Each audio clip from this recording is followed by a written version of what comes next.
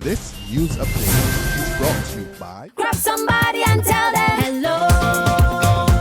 Your happiness will be connect to flow. Smile and cheer because that is we flow. Grab somebody and tell them hello. With your hands in the air, hands in the air, hands in the air, hands in the air. This is how we flow, yeah. Grab somebody and tell them this is how we flow.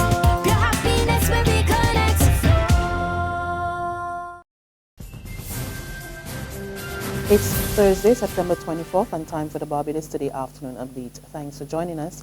I'm Frenella Wedderburn.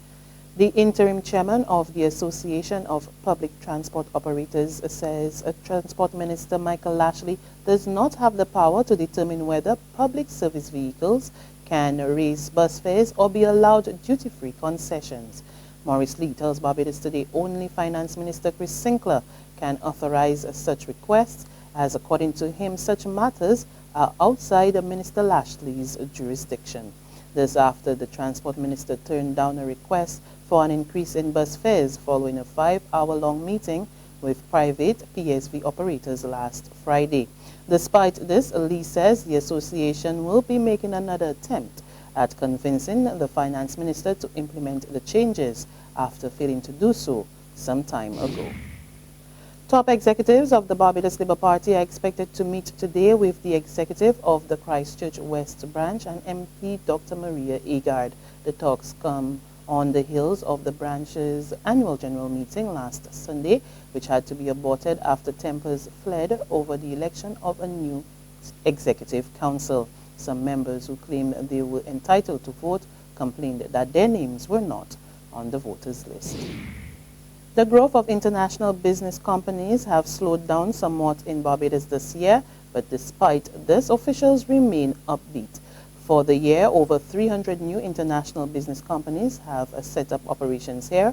There are now a total of over 3,600 active international businesses, and President of the Barbados International Business Association, Andrew Arlene, says they are now focusing on attracting business from new markets.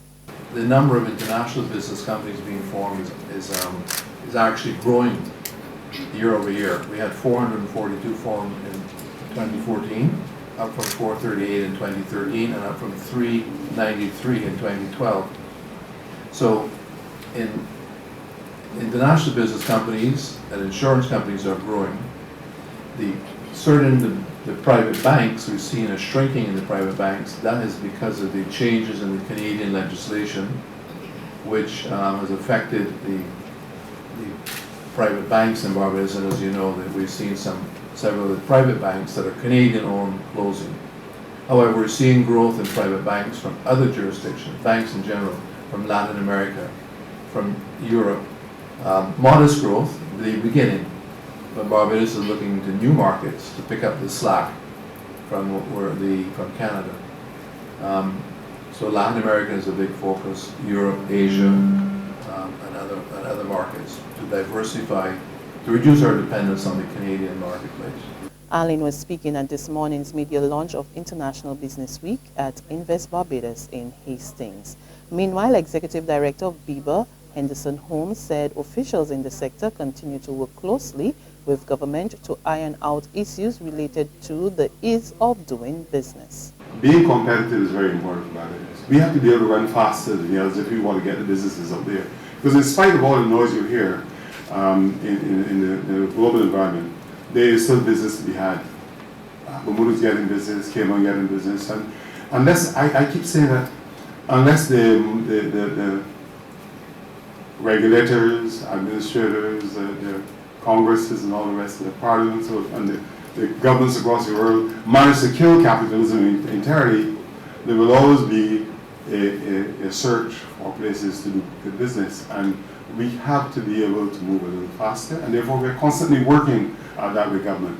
We think we have the same objective of government. That is to grow the international business sector for the reasons which we've established: generating employment, generating foreign exchange. Vice Chancellor of the University of the West Indies, Sir Hilary Beckles, wants Barbadian governments to give a special push to black businesses that have suffered for hundreds of years of legal repression on the island. He made the call as he delivered the annual Leo Leacock lecture at the Errol Barrow Center for Creative Imagination recently. The history of all economies show that notwithstanding your personal energy, your innovation, your commitment, notwithstanding your self-help and your self-reliance, you need your government to give you a leg up. You do. It is not that you are dependent on them. It's not that you are cultivating a dependency syndrome.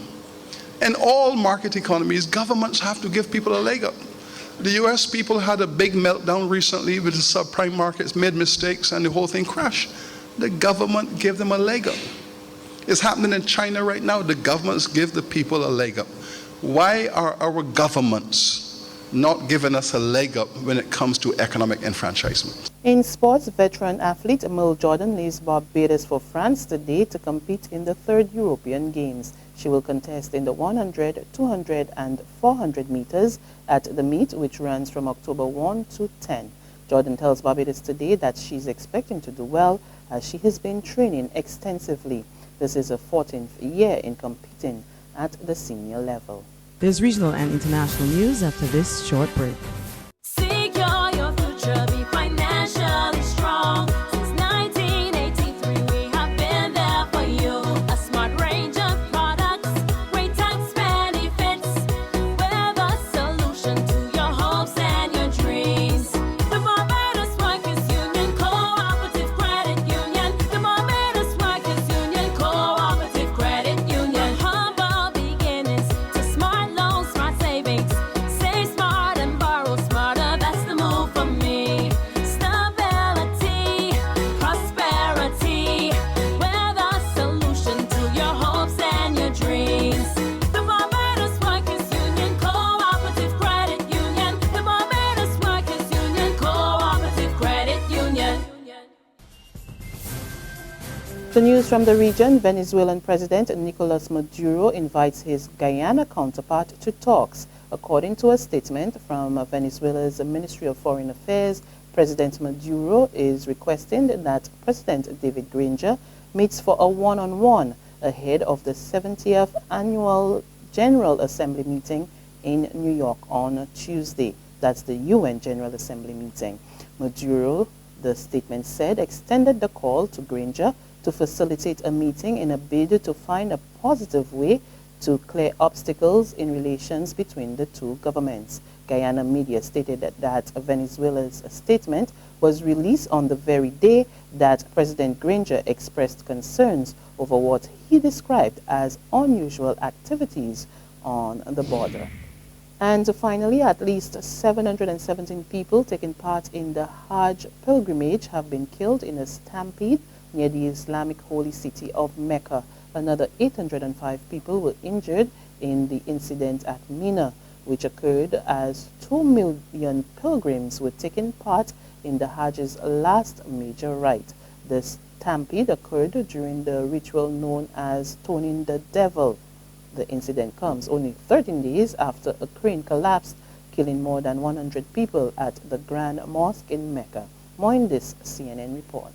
At 9 a.m. local time, a crowd surge led to a stampede at a road intersection used by people heading towards the largest of the Jamarat. Those are the 3 stone structures that pilgrims throw pebbles at to symbolize rejecting evil. This was about 6 hours ago now, and a massive recovery and rescue effort now underway in the city of Mina.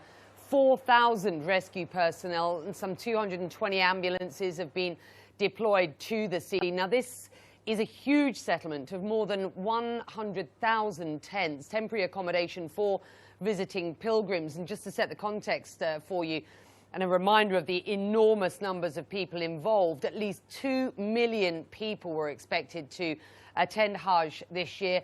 And that's news and sports, but be sure to join us for another update this afternoon. Until then, log on to www.barbadostoday.tv. Subscribe to our e-paper, our email updates, and of course, like us on Facebook. You can also catch us on Izumi Media in bus terminals or screenplay at supermarkets and gas stations near you, as well as Channel 101 on Flow TV and Mix 96.9 FM. There you can get all the latest news and sports. I'm Frenella Wedderburn. Good afternoon.